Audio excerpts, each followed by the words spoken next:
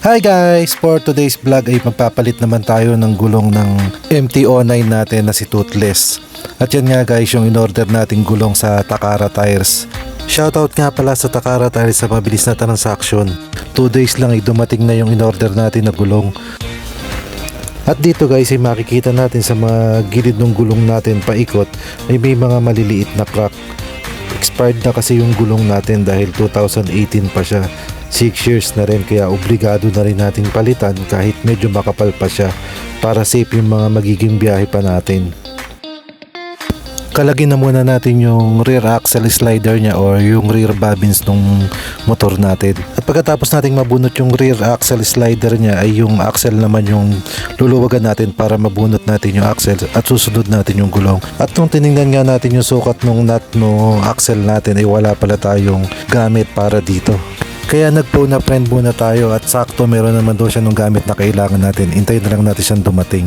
A few inches later. At yan nga guys, dumating na si Joshua, yung kasama natin sa trabaho. Medyo na late lang siya at matraffic daw. Inuumpisahan na namin dyan guys na luwagan yung nut ng axle para mabunot na natin. First time namin guys na magbaklas nito kaya medyo pinag-iisipan namin kung paano namin mabubunot yung gulong na hindi namin magagasgas o masisira yung motor. A few inches later. At nung nabaklas na natin guys, ay diniretso na namin dito sa suki ko na vulcanizing. At ayan si kuya inuumpisahan ng baklasin. At dyan nga guys, ay nilalagyan na niya ng sapin yung mga gilid ng rim natin para hindi magasgas.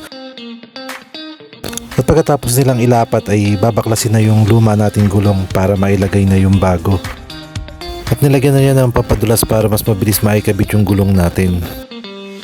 At napansin natin na baligtad yung thread pattern ng gulong natin kaya pinabaklas muna natin uli para maitama yung thread pattern ng gulong.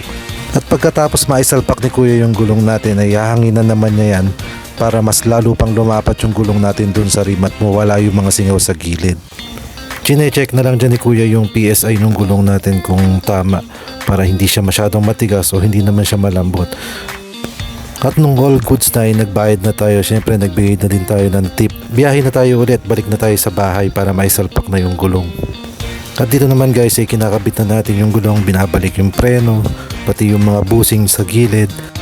At dito naman i-check na namin yung alignment ng gulong kung tama yung pagkakakabit namin tulad nung dati bago namin higpitan.